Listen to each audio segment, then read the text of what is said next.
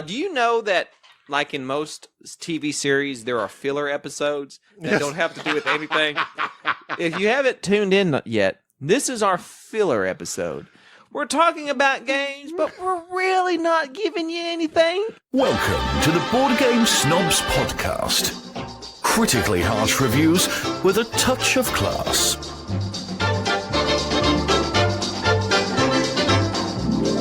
Thank you, Nigel. Welcome back to another episode of Board Game Snobs. I'm Gabi. I'm Jerry. And we're here to talk about board games. Follow us on Tumblr, Twitter, the BGG Guild, the Facebook profile thing that I had set up, and we have that we have boardgamesnobs@gmail.com. Please send us a letter. Let us know that you're listening. This is getting very lonely. Emails. Nobody listens. Friendly Frankie. And Joe G. We have 5 whole reviews on iTunes. What? 5 reviews. We're on iTunes? We're on iTunes. We're on Google. We're on Stitcher. I think we're on Stitcher. We're on almost everything. We're everywhere. We're like a virus. We're like Outbreak with a monkey and Dustin Hoffman. No. Who was the lady in that? The lady? The woman. I don't think we're supposed to say lady. I saw someone the other day. You saw a person? You left the house and saw someone? I saw something the other day that says, it was like BuzzFeed. It says you're not supposed to call women females. Like when you refer to a woman, don't call her female. Call her a woman. Because female just refers to her sex, her gender. Whereas a woman is the person. So put that in your memory banks. I just say, hey, to everybody. Okay. That's how I am. And I feel that people You're know. Get in trouble well, someday. No, I won't. No, because people know that I am friendly. Friendly Frankie? But I'm not creepy friendly. You can be creepy sometimes. And people think that this is a good guy. This is a good guy. Oh, really? And they say to themselves, well, whatever he just said to me, even though it may have been offensive, uncomfortable, or offensive, terrible, he's just a good guy. I feel like he's got a good heart. He's got a good heart. He didn't mean that. He didn't mean what he said. He didn't mean those terrible things he said. Yeah. I have to say that sometimes I've noticed that I say things that are not friendly. PC. Kosher. So I have been toning it down. Trying to make sure that I talk about and say things that are very you can't misconstrue them. And I played a game here recently. This is a segue. Oh my God. I thought we were really having a conversation. Called Decrypto. Little did I know it was a segue. That's how segues happen. They just creep up on you and they pounce. You just minding your own business, and then you saw some next thing you know, you've been segued. No. Decrypto by LO Games. Is it LO or yellow? It's yellow. But there's no Y. You're a board game snob. You should know this by now. Why do they call it yellow when it's spelled with an I? Because they're trying to be cool. Just spell it yellow. Yellow's probably been trademarked. By who? The crayon people? The color. Oh. Sure. Crayons. I never thought of that. Crayola. You can't just name your company a color, yellow. You can't? How many what company do you know that's named red, blue, orange, green? There's a board game called Blue Orange. Blue Orange Games. Yeah. But they put both of those together. You're right. I want to start a company called Yellow. With a Y? With a Y. And just mess them up. I'm going to make cheap knockoffs of IELO's board games. Zcrypto? Yes, you should do that, China. I mean, Gavi. King of Hong Kong. Oh, no, really, China. Listen, you have to stop doing this. And we're going to talk about China for a moment. China, they keep making counterfeit board games and shipping them over here. Oh. And you buy them on Amazon and you think this is a real copy of whatever. And you get here and it's not. Well, I bought some Legos. It's not going to be that cheap anymore. I bought some Legos. Know what I'm saying? That came from China. And I'm not sure if they have letting them or not. I'm worried. Very worried. Everything's made with lead. Well, I don't know. They have lead paint. Lead goes.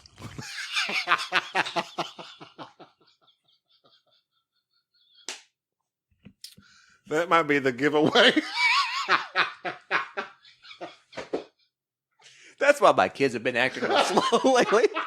They're forgetting stuff, having the shakes. What's wrong? Oh no, they're playing with these. They're playing with these Sun Wars Legos. Sun Wars? What's that? Oh.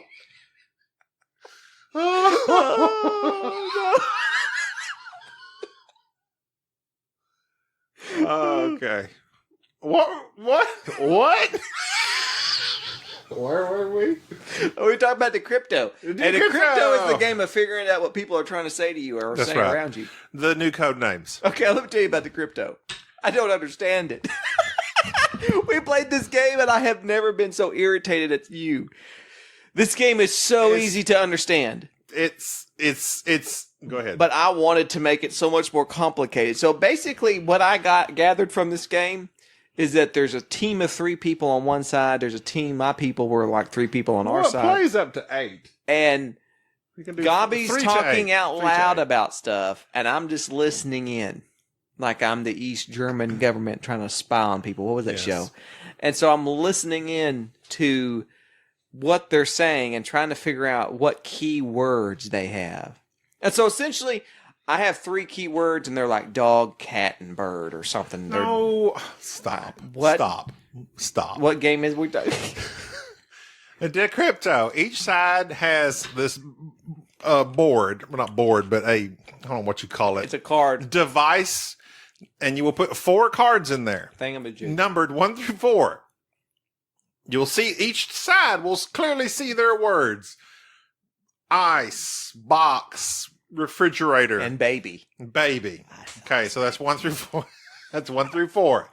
So you'll get a code that says, all right, your first word, which is ice, which is over the number 1, you need to have your team guess the order of these 1, 2, and 3. You need them to point to 1, which is ice, then 2, which is box, and 3, which is baby. Ice box baby.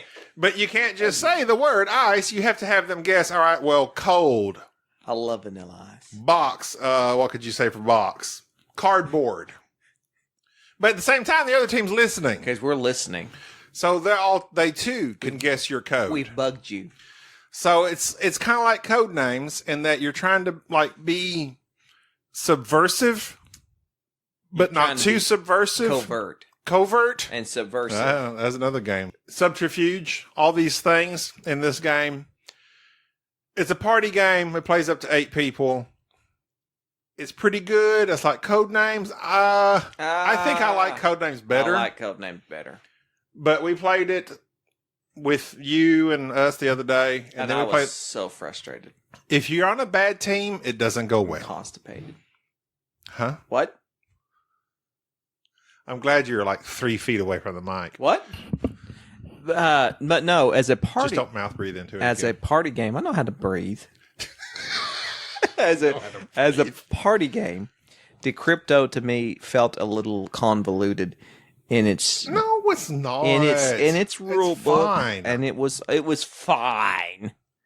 It's not fine. Convoluted. Everything's convoluted. Like segue, convoluted mechanics and mechanism. Stop saying those words. Say them again. Mechanic, convoluted, segue. If those were your 3 words in the crypto, you could just say Jerry, and Jerry, you could have got them. You could have decrypted that. All right. Well, the devices which propel this game forward. I liked it. It's all right. It's a good game. It's all right. I don't like it. If your team is lousy, it's not so good because you'll end up losing in the 3rd round. The first round, nobody gets to guess each other's. So it's the 2nd round, and then the 3rd round seems like I've lost every time. I won, didn't I? I decryptoed you. Yeah, because you chose like the team of the best players. No, I had. You had me, Enrique, and Bubba. I had John, which is John was sitting. John was sitting over there doing calculus and solving a Rubik's cube. And DJ, I tell you what, DJ is, man. John, probably the smartest guy in the room. John, DJ, and Jerry. That's all you need right there. John would be the guy back in the van on the computer. Yep. DJ would be, I don't know what DJ. He's the guy on point. He's the guy on point. I'm not the action. I'm like the colonel. I'm back You're here. like the guy that's out there talking. I like it when a plan comes together. Wondered what DJ's doing. You're just the mouth. That's all you are is the mouth. Yeah. You keep acting up. How am I acting up? You're shutting down all the words I like to use. You are literally censoring me. Literally. That's another one. All right. So I have a question. Go ahead. Segue. I played a party game made by the same people. Who made. You ever do that when you're playing a party game? Say, ooh, ooh. I don't even know what that is. Hey guys, time for a party game. Ooh, I don't even know what that is. Raise the roof. Oh, I know that. As I raise my palms upward. Yes. Yes, I know what that is. As I raise my palms. Well, I wanted the listeners to know what I was doing. That's a question. Is made by Czech Games. Oh my! We played that. I played it at the office. And your thoughts? It's atrocious. What? It's atrocious. By Vladil Shavatil, the designer of code. That was one of the stupidest games I've played lately. Okay. Well, it's not a game. No, it's not. It's an activity. Do you know this person? Yes. Here's the thing. It was stupid. I meant to tell you that. I didn't know you played it, but I thought it was terrible. It made me angry. I found it to be a nice icebreaker at my office. No. You have 3 cards, and each card has a various things on them, just random things. And you have this main board out there that asks 3 different questions, like, what could you do without, A or B? Or what if you could do this? What are A or B? And you lay down those items, and so basically it ends This is on the back of the box. hang on. And which of these would you choose? To be able to fly, A, or B, to write the most beautiful song ever? What would you think that I would choose? That you would choose? Yeah. I don't know, because none of those apply to you. I would say B, write the most beautiful song ever. You know me so well. Me and Sarah McLachlan duetting about Julio Iglesias wrote the most beautiful song ever. Who? Julio Iglesias. What do you write? To all the girls. No, wait. What? Hold on. No, that's Willie Nelson and Julio Iglesias. What? Julio Iglesias Julio Iglesias is a Hispanic singer. Everybody knows him. Do you know him? Do you know Julio? Oh, I know his brother Enrique Iglesias. No, that's his son. Oh, sorry. I'm embarrassing myself to the whole Brazilian community. I am sorry. Now you're really getting... Why'd you say Brazilian? Because he's Brazilian. Who is? Isn't he? Julio? Or Willie? Is Willie? It says he's a Spanish singer and songwriter. He's a Spaniard. I don't know where he hails from. Spanish people have the most beautiful singing voices. They're up there with the Welsh. The Welsh? Enya? No, Welsh. Like over there in Britain. Saying. Welsh? Yeah. Oh, man. Enya? What is she saying? No, I don't know Enya. You don't know Enya? I know Enya, but I don't know her personally. What are we talking about? I just have a question. I don't know. We got sidetracked. What concert would you rather go to? A Willie Nelson concert or Enya concert? Willie Nelson. Obviously. I love Enya. Back in the day, okay. The worth it alone. I was all about Orinoco Flow and Caribbean Blue with Enya. Does Willie Nelson... Do you know what I'm talking about? Say it again. Orinoco Flow. Is that say that again one more time? Orinoco Flow. You're making that up. No, that was Enya, who was a big deal back in about. I remember Enya. I remember that chilled out elevator music. Go ahead. I was all about Enya. Yeah. I was all about her albums and everything. Really? I was into her. Tell me about her. I loved Enya. Isn't she Gaelic or something? Gaelic? Is it Gaelic? It's Gaelic. Well, then we'll go with Gaelic. I don't know. Gaelic, whatever. Caribbean Blue by Enya. That's what we're talking about. Caribbean. Look it up. I'm looking it up right now. What does this have to do with That's a Question? I don't know. We talked about the most beautiful song ever. Do you know that, like in most TV series, there are filler episodes that don't have to do with anything? If you haven't tuned in yet, this is our filler episode. We're talking about games, but we're really not giving you anything. You just There we go. Caribbean Blue. I apologize. This is not a board game. Enya. Enya. I remember Enya. I remember thinking... Stop pounding. It may reverberate into the microphone. Enya, beautiful voice. Yes. But unfortunately, I could not listen to her because I was afraid people would find out and beat me up. I see how you are. Orinoco Flow. Will you quit saying that? Just quit Orinoco. So this episode will be called Enya. In your face. In your face. So, speaking of games that get in your face, one game that we... So that's a question I hate. I thought it was a nice icebreaker. I would not buy it. No. It was given to me for free. Was that a freebie? Yeah. At BGG Spring? Yeah, at BGG Spring. Okay. I was hoping you didn't buy that. No, I didn't buy that. Imperial 2030. Okay, so this is our main game. Our main topic of conversation besides Enya. Imperial 2030 is one of those games that I wish it's made by Matt Gertz. The Matt Gertz, the gentleman who made... did he do Concordia? Yes. Yes. And Navigator, and he Transatlantic, I believe. Imperial 2030 is one of the most brilliant designs of a board game I have seen in a long time. We've had it for a while. We've played it several times. He also did NTK. The only thing about Imperial 2030 that I do not like, and I'll get this out of the way, it's too long. It is long. I wish they would do a second edition of it. I wish they would. That is it. I wish they would. The first one was Imperial. I wish they'd do a fourth edition. Imperial 3010. Just skip the third edition, go to the fourth edition, and just streamline it and make it a solid 2-hour long game. If you're unfamiliar with Imperial 2030, wait. The game. You said a solid 2 hour. That's what you want, is a 2-hour long game. The game's 3 hours. Every time we play, it's been 3 hours.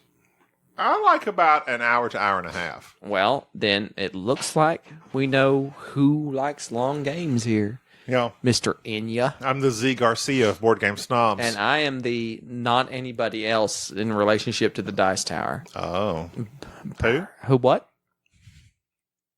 You know, there was one episode you were like saying Dice Tower. What's that? Who? What? And then you immediately referenced them in your next statement. Oh, that Jerry. What a cad. It's just that one time I offended that one time I offended Tom Vassell. I offended Tom Vassell one time, and it's been the bane of my existence. That's why I have a small, unrecognizable podcast about board games to this day.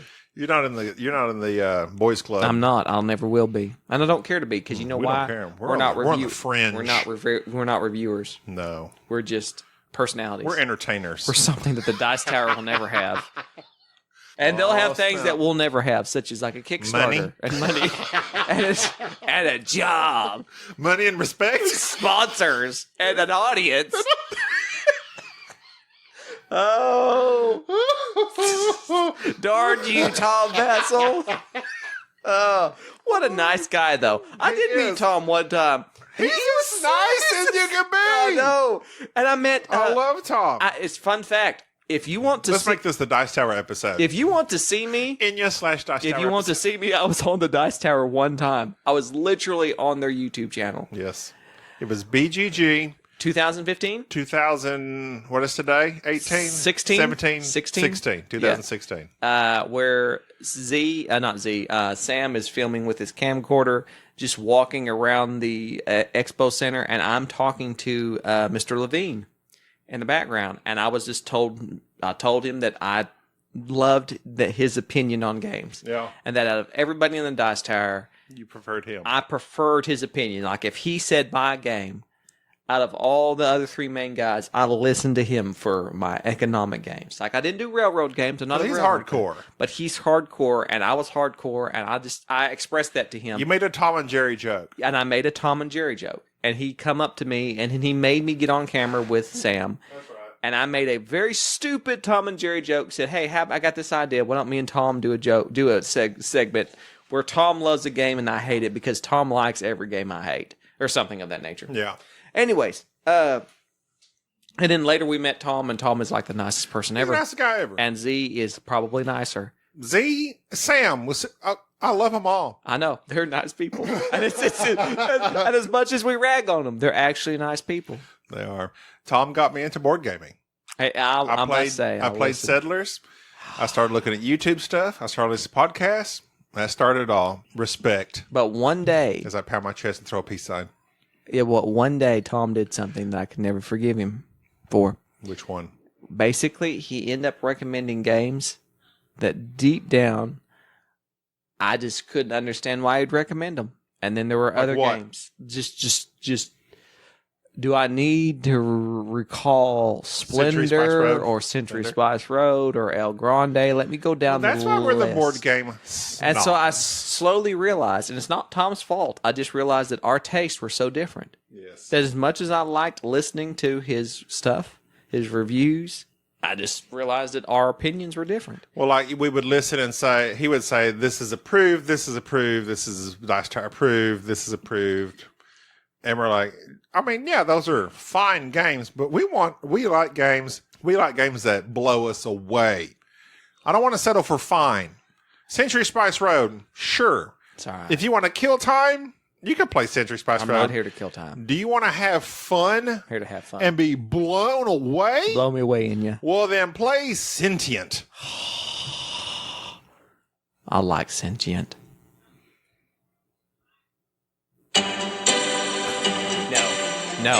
No.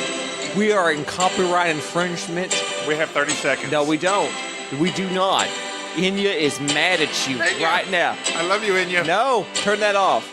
Our fans are not Enya fans. I guarantee you the demographic that we have. I guarantee they all know who Enya is, and they love her. Of the 8 people that listen to our podcast, Eric, not one of Frankie, them listen to Enya. Giuseppe. None of them. And who else? Who else is in our guild? I don't know who else. What are the other 8? Oh, Imperial 2030. Let me get back to this because I truly love Imperial 2030. I love it too. It's too long, like you said. Okay, but it is, as Gobby would say, it's risk. Why do you do so much neck gesticulating? He said gesticulating. That's what you do. You gesticulate like no other. Everybody always says, it's because you gesticulate. I like risk, okay. But if I want to go into board games, I don't want to see a higher end Risk. I have Risk Legacy in your closet. I know, and we're never going to play it. We're going to play it, and we're going to like it. No. Yes. In Imperial 2030, it is a simple combat mechanic. It's 1 for 1. You move one little army into another area, they take them If I have 3, you have 2. That's it. I'll have 1 left. And that's it. What's interesting about the game is it has a rondelle. Is that what that's called? Yes, a rondelle. Where you select... Ron who? Rondelle. Oh. You know, the owner and proprietor of Dell Computers. Look that up. That would be really weird. That when you select an action, you go 3 spaces for free around this little circle. Every other space past that costs you some money. So you get to do things like move armies or produce and so forth.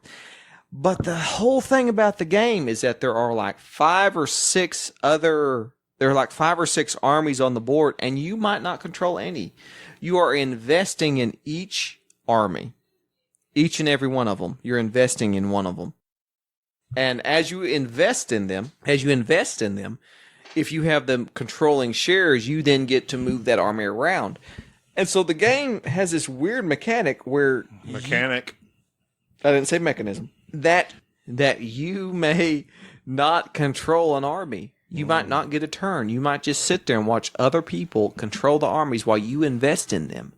And at the end of the game, when you add up the shares that you have in each army, you might have the most. Gobby wins in this game.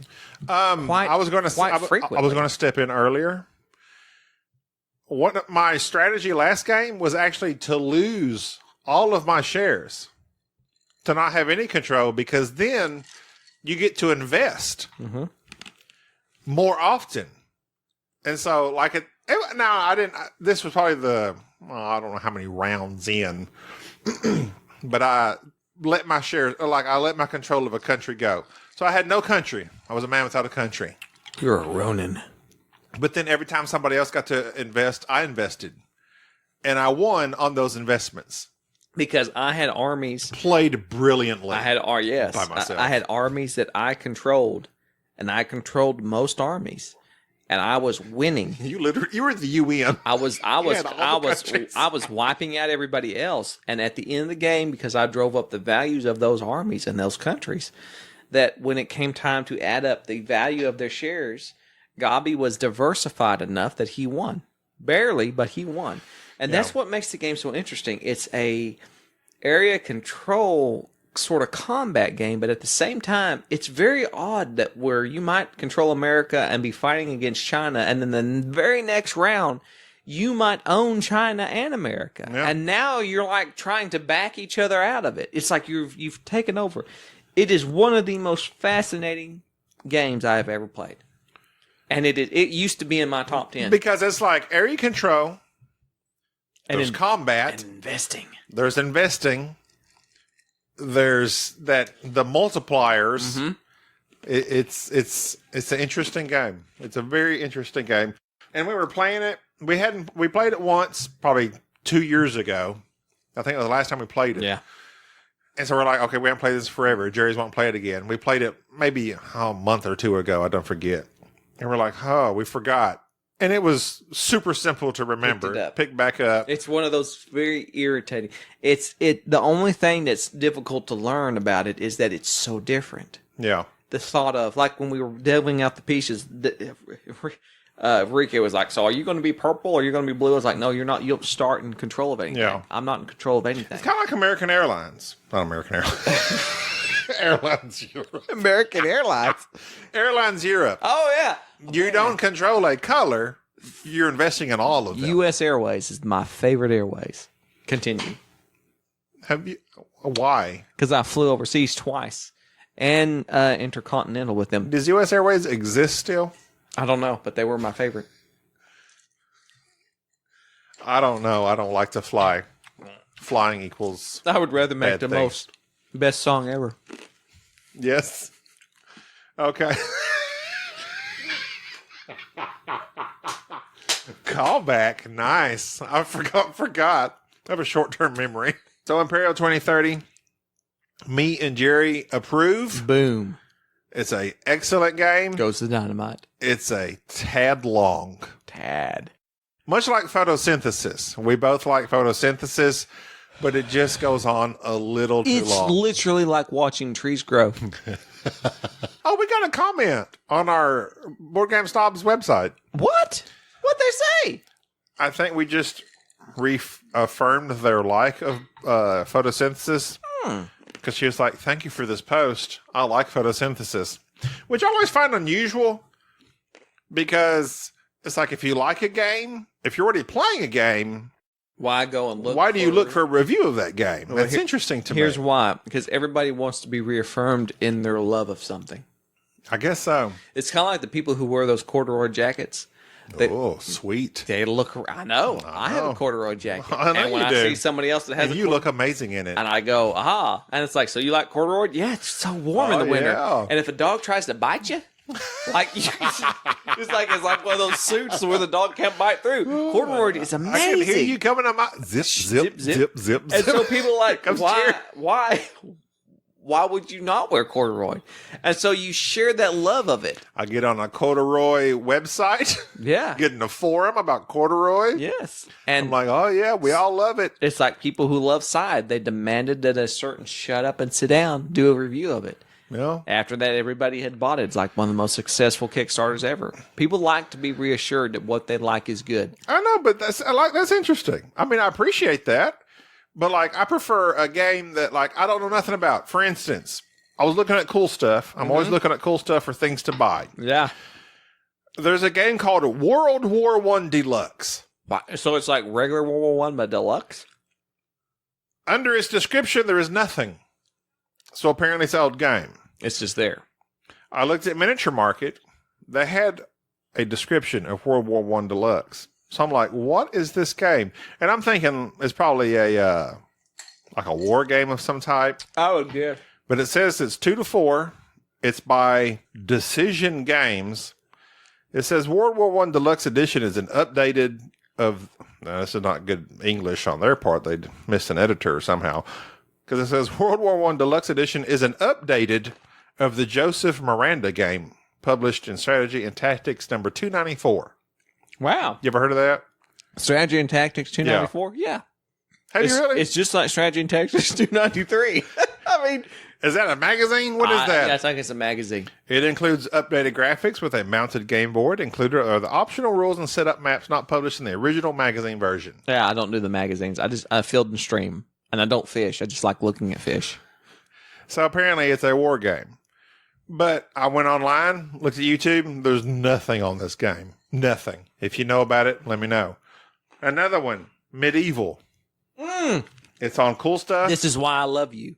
I have not told you, but I emailed the designer of Medieval. Did you really? Requesting a review copy. They will not send us a review copy because they probably don't know who we are. Of course they do. But I saw that, and I was very interested in it. Medieval. Yes. 1 to 6, so it has a solo option. Interest peaked. It's a strategy game, medieval, negotiation. Oh, I'm foaming. Political. I'm foaming. It says solitaire. I'm all about it. And territory building, area control, yes. dice rolling, and hand management. I'm all about It this. sounds right up our alley. This is my alley. I own this alley. I looked at it on YouTube. Yes, Nothing. nothing. Published by HGN Games. Yes, I sent them a very exquisite email Oh, requesting a hello. review. My name is Inigo Montoya. You have my review copy. Prepare to die. Send it or die. They're not going to send us one. No. But either still, I may have Well, to. because if they look at our website, they might see a review from 2 years ago because you don't review games no more. I'm not a reviewer. I realize that my lot in life is to be a mediocre podcaster Where we just talk about random things. because I don't care to. Oh, speaking of random things. Oh. At BGG Segue. Segue. No, this is a poor segue. Oh. I don't even call it a segue. That's a tricycle. London. A poor The segue is a second tricycle. edition of London. Right here. Oh, that's what we should have talked about. We'll do that on our next game. So I have been playing this game, and I finally bought it. It's by Osprey Games. I love you, Osprey Games. They're also the people who made amazing. King is Dead. King is Dead. They also made Aliens in Outer Space. Aliens in Outer Space. They also made London by Martin Wallace. High Society. Oh, really? Wait a minute. Yeah, that's right. It's a smaller box. isn't it? Anyways, Is it the same size box? no. Okay. London, I have enjoyed it, and I had a complaint about it. I had a complaint that it's too long.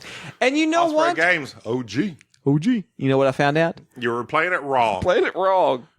I've been playing it wrong, dummy. and it shortens the game considerably. And so I now have no complaints about London. I'm Martin glad you bought Wallace, I love you. I love you, Osprey Games. When we played it at the last BGG meeting you went to together, I you enjoyed all. it. I thought it was, I was like, I mean, it's a Euro, it's a card game, it's kind of dry. I don't know that I'd go out and buy it, but I enjoyed it tremendously. I'm glad you bought it. Jerry's chewing on ice. Always good for a podcast when you chew on ice. Roll. Jurassic World, I went and saw that this weekend. The other weekend? I mean, the other week. A weekend. I don't know when it's going to come out. Yeah. We may sock this away. Let me ask you right now, Chris Pratt, is he as handsome in the trailers as he is in the movies? He's gorgeous. I love him. In the movie, He'll always be it Andy. looks like he's very tan. Of course, he's supposed to be rugged. That's put me off. I said to the girls I was with, the women, sorry, my wife and my adoptive daughter, Sade, from Disagreeable Nerd, listen to us at disagreeablenerd.com. You don't have a disagreeablenerd.com. Oh, that's right. I know. You don't. You don't have a website. We have an Instagram Yes. and a Twitter. IG. But I said he looks like he has on. You can tell he has on makeup the Yeah. whole movie, and it's like orangish looking. It doesn't look He's normal. spray tanned? It looks like it, but he's a good looking guy. Now this is something else. I've been powering through. I've been just going through Parks and Rec like nobody's business. Oh, I love that show. And Andy Dwyer, from like season 6 to season 7, I think that's when he went to make Guardians. Yes. And lost like 50 pounds. Yes, and got buff. Yeah. Steroids. And he comes back and he still got the little beard, but then he's like, yeah, I stopped drinking beer in the show and lost 50 pounds. Suddenly. I love Chris Pratt. He's a good guy. Jurassic World Fallen Kingdom is a entertaining movie. It's a good, if you like Jurassic Park, Jurassic World, you like dinosaurs, you like people running from dinosaurs, you're going to like it. And guess what? Things don't go like they think they're going to. I have an idea for a Jurassic Park movie.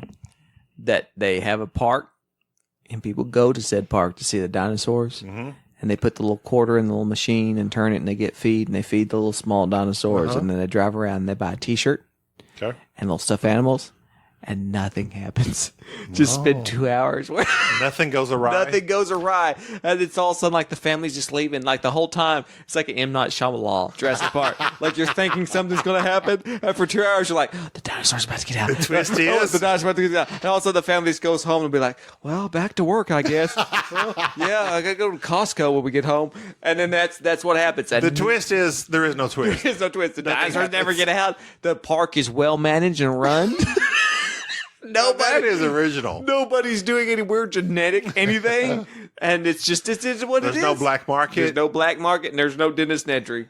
Oh, and that's it. And is that Newman? Yeah, Newman. And when the credits roll, it's just like, what was that? It's like you watched. We watched a visit to Disneyland. After the credits roll, you realize you watched a 2 hour of home movie, family movie of this trip to some dinosaur land. That would be a twist. Because we've had directed by M. Night Shyamalan. There's been 5 movies in which their plans don't go according to their plan. My favorite one was the second one where they're like, you know what we should do? We should load this T-Rex up and bring him to San Diego. So they bring the dinosaur to San Diego and it gets out and everyone's like, bad idea. Why did this happen? Too bad. They should have coordinated Lost World. Well, they bring the dinosaur to Los Angeles. Is it San Diego or Los Angeles? It's San Diego. They should have merged that with Volcano, starring Tommy Lee Jones. What? And the dinosaur is on there at the same time the volcano is erupting. Tommy Lee Jones would just look at and Tommy Lee Jones is running from the volcano and runs into the T-Rex. No. And he's like, I don't care. That would have been awesome. That's the best. That's first off. That's wrong movie. T-Rex That's has one arm. That's fugitive. That's wrong. It was the one-armed man. Oh, that's good. We're giving away our age. You know what I like about Tommy Lee Jones? What's that? Is that he's not making movies anymore. Because he made so many good ones. He made, what's that one that won the Academy Award with the weirdo guy? No Country for Old Men. No Country for Old Men. What I like about Tommy Lee Jones is that he made so many classic movies, just like my man Kevin Costner. Oh, and Kevin Costner's on TV now. He's coming back. Yes, that's supposed to be a good show. And so it's like I don't want to keep them doing the money grab. Okay, I got something else too. Go Completely unborder game related. But go ahead, Tommy Lee Jones. Well, I just love Tommy Lee Jones, and I'm glad that he's not making that many movies. What were we talking about? I don't recall. Oh my goodness! All I know is that in terms of board games, with London, we talked about London to crypto. That's a question, and Imperial 2030. Oh my goodness! I really forgot. I think, and I'm going out on a limb here. You ready for this? Okay, go ahead. We've often talked about that we're in the golden age of board gaming, and I think we're on the way down. Think the bubble has burst? The bubble already? has burst. I don't think I've seen anything interesting. I'm holding my breath for later in this year. What was the last game that you're like, this has blown my mind and it's brand new to me? Blown my mind. Brand new game that has come out. Lorenzo? Last year, Lorenzo and Godfather were both very good. Azul is very good. I think it will obviously win the Spear Desires. Yes, that's it. That's it. The Spear Desires. The Spill Dissolve The has. Spear of the Czars. Yes, it will win that. Is that Prussian? Yes. Russian without the P. It's Russian. It will win because it's good. But it's not an amazing game. It's just, it was enjoyable. It does what it does. It does what it does. It is what it is. And it is what it is, much like myself. I think that we are slowly getting to where we're getting into the, what I like to call, what happened to the movies. We're getting into the remakes. Yeah. We're getting into the same old thing over and over and over. And it's up to you, dear listeners, to come up with the next great thing that's a mechanism. Like, for instance, out of all the games that we love that we have here in our possession, the games that we like are from 2 years ago. Viticulture, Scythe, Royals, Barony, Gold West. There's a lot of older games There's that just we like. nothing that Imperial 2030 is an old game. Yes, Shogun's an old game. I say old. And I like Shogun. Shogun, yeah, but that's an older game. I love Shogun. There's been nothing this year to blow our minds. Nothing this year has blown my mind, but this is July. Yeah, July, it is. July. And so I'm waiting. That's true, Jerry. It's just... Actually, this is not... I don't know when this is going to come out. It might come out. Don't date stuff. See, you shouldn't say that. I'll date whatever I'll edit that out, to. And I'm not going to edit that out. It's July. July. And I'm just interested in seeing where the industry I like goes. Bunny Kingdom. I'd say if anything here recently, Bunny Kingdom. But I haven't played the Reiner Knizia game yet. And you're about to. And we need to get off here so we can play. My name's Jerry, and I'm gone.